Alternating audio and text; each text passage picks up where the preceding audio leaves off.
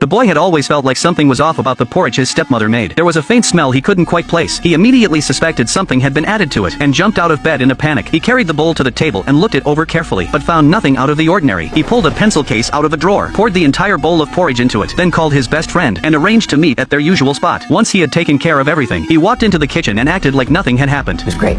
Thanks. Yeah? Where you going? I'm just meeting a friend. Oh, who? Leanna? Matthew said something about a girlfriend. Danny just wanted to get out of there fast, so he went along with what was being said, but as soon as he turned to leave, his stepmother called him back. That was when he noticed his backpack was dripping. He realized the pencil case hadn't been sealed properly. Danny made up a story about a water bottle that wasn't screwed on tight, but his stepmother said she would go grab a towel to help him clean it up. Fine, stop! I gotta go or I'm gonna be late. I'll see you later, okay?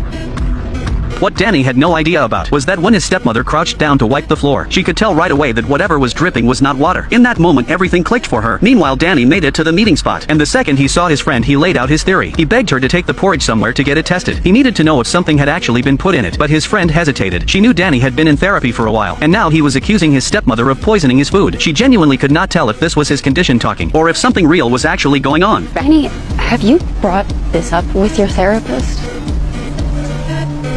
I know. It sounds crazy. But that's why I need proof.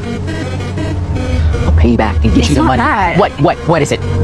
You don't believe me? I don't know. It doesn't really make sense. Why would this woman want to hurt you? Because she's crazy. She's messed up. She's evil. That's why. Danny, look, and the proof is right here. I need you to take it. Take it. I'm not. Take it. Stop. What is the matter with you? The way Danny was acting made him look like he was the one losing it. His emotions were spinning out of control, and eventually he started yelling. His friend got scared and took off without saying another word. That evening his stepmother put together a big dinner, but Danny just sat at the table and refused to touch any of it. His dad noticed something was wrong and told him to eat up, saying his stepmother had spent the entire afternoon cooking. Danny watched his dad take her side without question and suddenly demanded they swap plates, claiming his had too much fat on it, but his stepmother pushed back right away. She explained that Danny's steak was cooked medium well, while his dad's was rare. What's the big deal? I'm sorry, okay, but I'm really trying. But honestly, I can't keep doing this. I can't. Can I keep doing what? Guys, I don't want an argument. Danny snapped, grabbed his plate back, and stormed off toward the other room. He said he was keeping it as evidence, and that he was not going to let his stepmother get away with whatever she was planning. His dad rushed over to stop him. Danny shoved him out of the way. When his dad tried to come closer again, Danny grabbed a kitchen knife off the table and warned him to back off. His stepmother immediately called the police. She's a killer! First Mom, then Chester, then me, then you, and I'm gonna prove it! Wait here.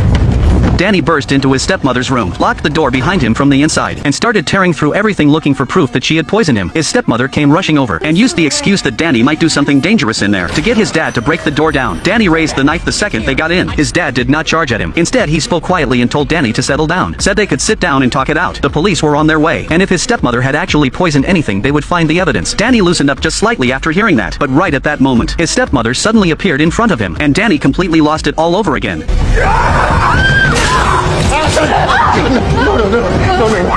Drop the knife! Drop it!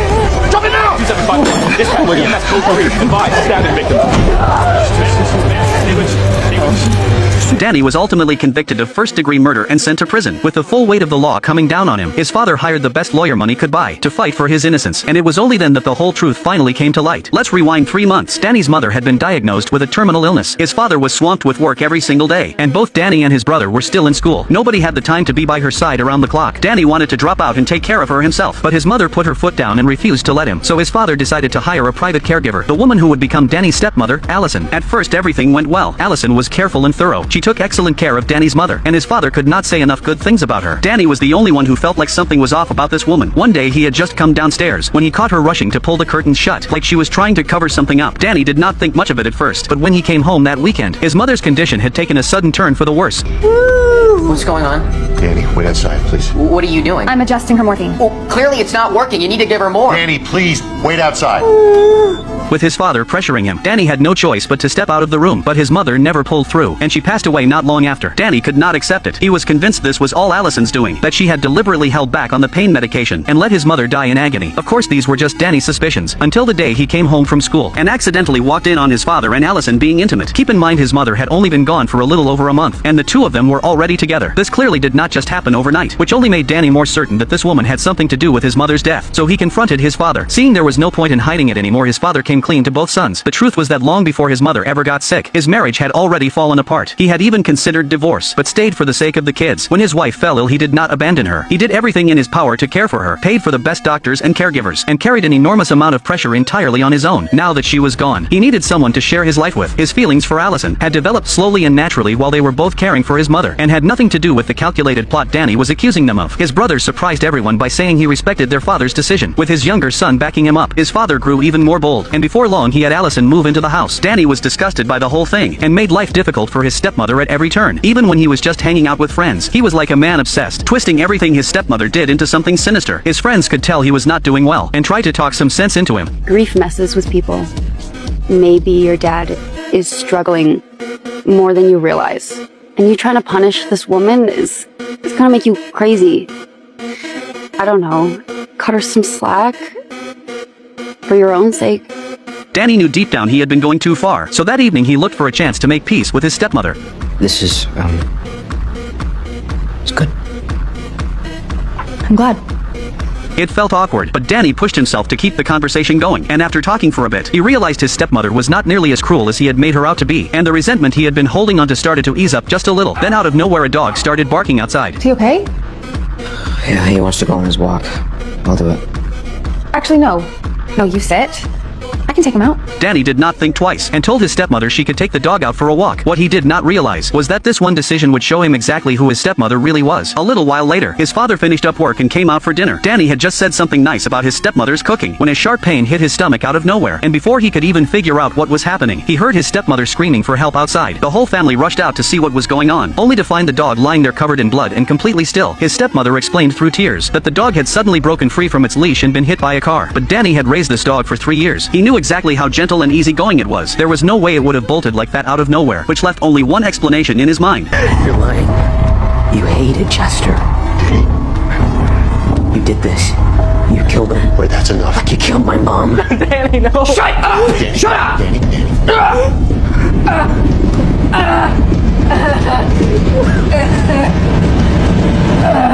Afterward, the doctors ran a full checkup on Danny, and every single result came back completely normal. The stomach pain was just a physical reaction to extreme stress. But in Danny's eyes, this conclusion only confirmed what he already believed. He was convinced his stepmother had been slowly poisoning him, with doses small enough not to kill him right away, just enough to wear him down bit by bit over time. Watching his son spiral deeper into paranoia with no way out, his father finally revealed a secret he had kept buried for years. Danny's uncle had not drowned by accident. He had developed schizophrenia and taken his own life by jumping into a lake. And looking at the state Danny was in, his father was terrified his son had inherited the same condition. That night when Danny got home, he found his father and stepmother in the middle of a private conversation. He crept closer to listen in, and that was how he found out his father was talking to Allison about bringing in a psychiatrist to evaluate him. This only locked in the conspiracy Danny had been building in his head. The way he saw it, his stepmother was trying to push him over the edge, and then have him committed to a psychiatric facility to permanently get rid of the last obstacle standing in her way in this family. And that is exactly what led to the scene at the dinner table from the very beginning, where he was certain his stepmother had poisoned him, and the terrifying standoff with the kitchen knife, which ultimately drove him down a road he could not come back from. Desperate to save his son, his father had no choice but to send the lawyer in to convince Danny to accept a psychiatric evaluation. It was the only shot at keeping him out of prison. But Danny was absolutely certain there was nothing wrong with him, and refused to budge. Just as he was about to turn the lawyer down, his little brother walked through the door.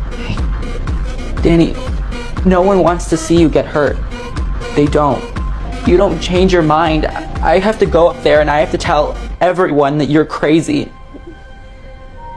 I don't want to do that to you. I don't. I can't. With his brother pushing him, Danny finally gave in, and agreed to go along with what the lawyer was asking. And just like that, he was admitted to a psychiatric hospital for a full year of mandatory treatment. With the combination of medication and therapy, Danny's paranoid delusions slowly began to lose their grip on him. He started opening up and working through everything that had happened, and gradually came to accept that his mother was really gone. But just 1 week before he was set to be released, Allison showed up out of nowhere. Even after a full year of treatment, Danny still could not let his guard down around this woman. This time Allison did not say anything harsh. She just asked how he was doing and whether he was taking care of himself. Just as Danny figured she was only there for a routine visit, Allison told him something that completely broke him. His father had suffered a sudden heart attack and died while on his honeymoon, and his little brother had developed a serious stomach condition and would not be able to come visit anymore. Bring me my brother. You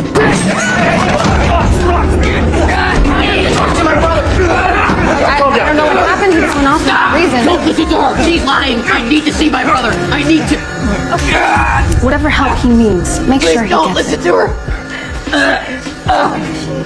No. Don't worry, Danny. You're safe here. I'm not giving up. I'll never give up. No matter how long it takes.